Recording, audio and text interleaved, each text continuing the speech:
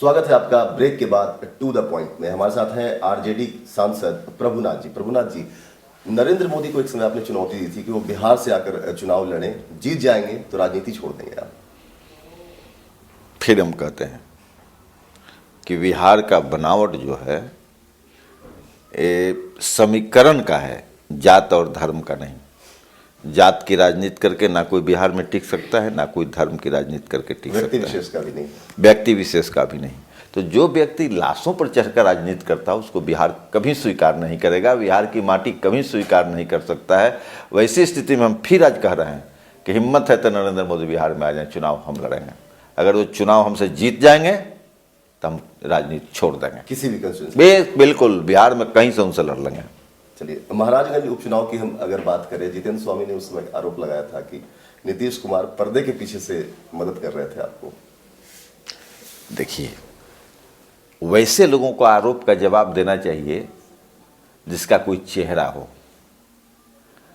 आप चलते हैं सड़क पर, जूता में कहीं गोबर वोबर लग जाता है तो गोर पोंछ कर चले जाते हैं।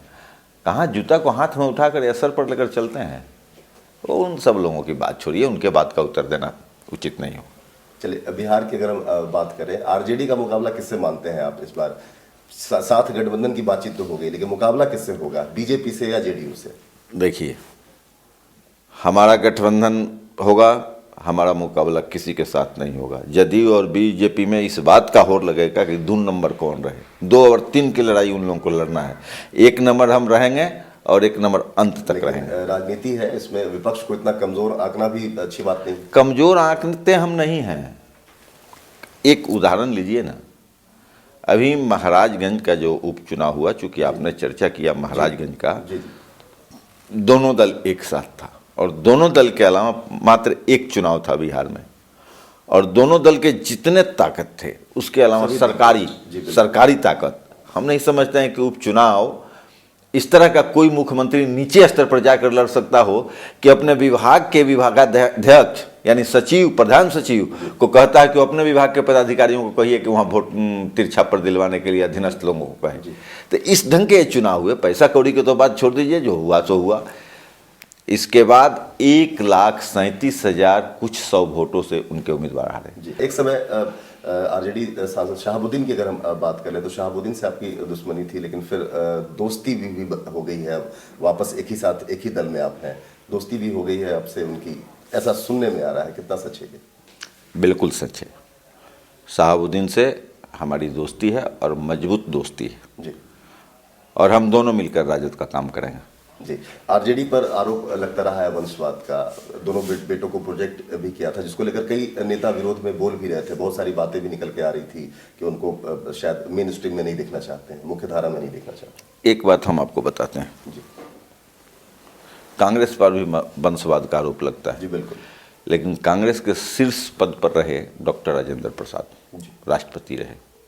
हालांकि वो कोई दल का पद होता नहीं है, लेकिन कांग्रेस के बड़े नेता, संवैधानिक पद। कहाँ उनके बेटा किसी राज्य के मुख्यमंत्री, प्रधानमंत्री और राष्ट्रपति बन गए। जिसको क्षमता होती है, जो जनता में पहचान बनाता है, पूछ उसी की होती है। तो इसी प्रकार चाहे कोई भी बाप अपने बेटा को चाहे जो भी कहे कि हम उसको प्रोजेक्ट कर रहे हैं, जब तक जनता में उसकी साख नहीं बनेगी, जनता उसे नहीं पसंद करती है। और आरोप तो लगाने के लिए अब बताइए कौन आरोप लगाएगा? नरेंद्र मोदी कुंवारा है, ब्याह नहीं हुआ है, तो उसको कहाँ से बाल बच्चा आएगा? अटल बिहारी वाजपेयी को कहाँ से बाल बच्चा आएगा? तो ये जितने निर्वंशी हैं, अगर इस तरह का आरोप लगाते, नीतीश कुमार किस बेटा को राजनीति में ले आए हैं? एक है तो गंजे पी के घूमते फिरता है, बेटा उन्होंने वैसा ही बनाया है, तो दूसरे को देखकर गाली देते हैं। अगर रामविलास पासवान का बेटा, लालू यादव का बेटा राजनीति में लोगों के बीच में जाता है, लोगों का विश्वास जीतता है, तो इसमें बुरा क्या है? विश्वास जीतेगा तो जनता उसे पसंद करेगी, विश्वास नहीं जीतेगा तो जनता उसे ठुकरा देगी। और इसको आप कहते हैं कि साहब ये वंशवाद है, परिवारवाद है। जहाँ तक चुनाव की बात है आर के सिंह का, कि आपने कहा कि आप आर के सिंह की चर्चा कर रहे हैं, आए हैं जाति के आधार पर ना आ रहा और कहीं क्या चर्चा हो रहा है कि फलाने जात के हैं। आईएएस जब तक रहे कितने जात को उन्होंने उपलब्धि दिया है जात के नाम पर? बल्कि हम ये कहें कि बिस्कोमान के चेयर थे मैन थे तपेश्वर बाबू। हम ये अंदाजा करते हैं कि बिहार में 20,000 राजपूत परिवार आज भी उनके दिए हुए रोजगार से उनका परिवार का परवरिश होता है। तपेश्वर बाबू को अगर इस दुर्गति पर पहुंचाने वाले थे तो आर.के. सिंह थे। आर.के. सिंह राजपूत का वोट चाहिए जात के नाम पर, और कहीं नौकरी करते हैं और चले आते हैं। अब राजनीति में जो लोग इस पद से रिटायर करके आएंगे उनको ठुकराएंगे और उनको बताएंगे कि पहले कर्जकर्ता बनो, कर्जकर्ताओं के भाव को जानना सीखो, उनके दुख दर्द को गांव वालों को पहचानो, इसके बाद राजनीति में आओ। पाठ पढ़ाएंगे, इस बार जनता पाठ पढ़ाएगी बिहार की इन लोगों को। अब देखिए चुनाव आता है तो सबको पता चल जाता है। तो आरजेडी के पास चुनावी मुद्दा क्या होगा इस बार? देखिए हमारी पार्टी क्षेत्रीय है, हम लड़ाई तो लड़ते हैं राष्ट्रीय, हमारे मुद्दा भी होते हैं क्षेत्रीय। हम बिहार के हित की बात करते हैं और बिहार के हित के लिए हम वोट मांगते हैं।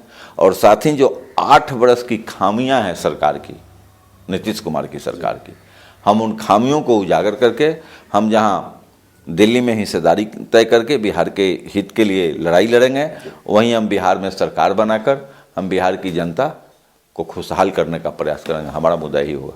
चलिए बातचीत जारी रहेगी। एक और छोटा सा ब्रेक लेंगे, यहाँ पर जल्द होते हैं आज के।